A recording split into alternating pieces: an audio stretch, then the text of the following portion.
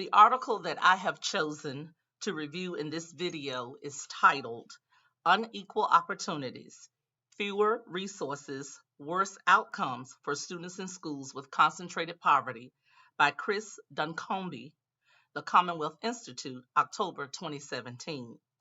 This article was of interest to me as an administrator because it addresses how fewer school resources and limited funding has an impact on students' academic performance, attendance, and graduating on time in schools with a heavy concentration of poverty. The key points noted by the author in the article are students in high poverty schools have less experienced instructors, less access to high-level science, math, and advanced placement courses, and lower levels of state and local spending on instructors and instructional materials. Years of research has documented the challenges schools with concentrated poverty face in attracting and recruiting teachers and helping students succeed in the classroom. Teachers in high poverty schools also earn lower average salaries compared to low poverty schools, likely in part because of this discrepancy in teacher experience. Students in high poverty schools do worse on standardized tests, are more likely to be chronically absent during the school year, more likely to be held back in their grade, and less likely to graduate on time. The key points that I agree with are the state should boost support for the at-risk add-on funding program to increase resources to high poverty school divisions and put us more in line with other states. This could be achieved by increasing the per student weight that is attached to students from low-income families. Virginia should also examine how it funds schools more broadly and review the additional costs of educating low-income students. In addition, the article noted that increased and sustained K-12 funding in many states resulted in notably improved achievement by low-income students. So, by improving funding and increasing school diversity, we can take down those barriers. Also, the key points that I disagree with are the lack of sufficient resources and offerings represents a lost opportunity for our children, communities, and the future economy of Virginia. Students in high poverty schools, many of whom have fewer resources and supports outside of the school building, are also getting less in the classroom. The unfortunate result is less experienced teachers in the classrooms of students with the greatest needs. And this is certainly true in Virginia. According to the author, also high poverty schools spend 10% less per student on instructors, teachers and aides, instructional materials, and professional development than low poverty schools.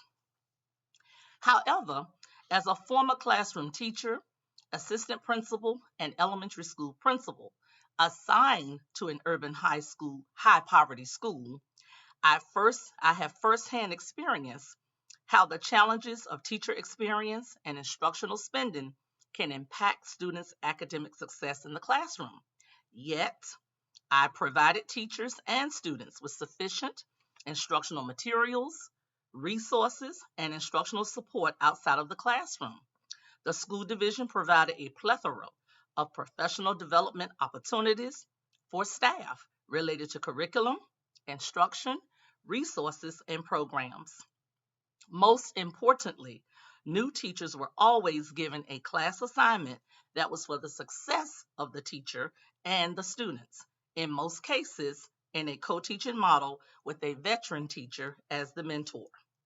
Hiring teachers new to the profession and/or teachers with little to no experience working in urban schools was a major cause for annual teacher turnover.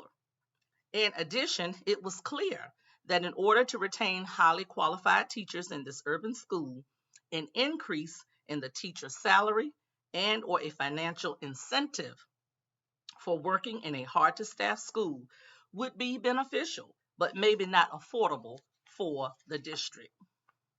As a future high school principal and in my current position as a high school assistant principal, the information provided in this article would be applicable as it relates to providing students in concentrated poverty with equal opportunities. Currently, our school services 44% of students eligible for free and reduced lunch, 33% students that are economically disadvantaged, and 22.4% with chronic absenteeism. Nevertheless, we offer courses in CTE, career technical education, advanced placement, English, history, and science, early college, and the dual enrollment program.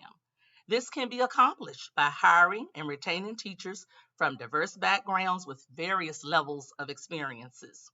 Also, seeking opportunities to request salary increases for teachers based on working in high poverty schools that are hard to staff. In addition, continuation of advanced placement courses and CTE, that's career technical and educational course offerings. Most importantly, the biggest takeaways from the article are state and local leaders need to take decisive action if they are going to improve resources and opportunities for students in high poverty schools and ensure all Virginia students can succeed in the classroom and fulfill their career ambitions. One of the tools that the state has available is a funding program, which I had previously mentioned, called the At-Risk Add-on.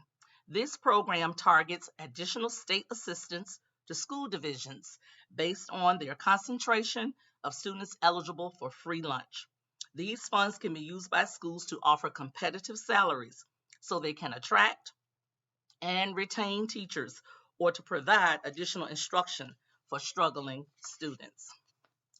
School leaders need to promote enrollment policies that encourage balanced and diverse public schools. They can do this by implementing controlled choice enrollment, where parents select the public school in their division that they would like their child to attend, and divisions balance these choices with diversity factors, like the percentage of students eligible for free or reduced lunch. Free transportation for students is a necessary feature within these programs. Without free transportation, choice is only really given to those that can afford it. State leaders could help promote these practices by offering planning and implementation grants to interested school divisions. I hope the information shared in this article review will be beneficial to you as an aspiring school administrator.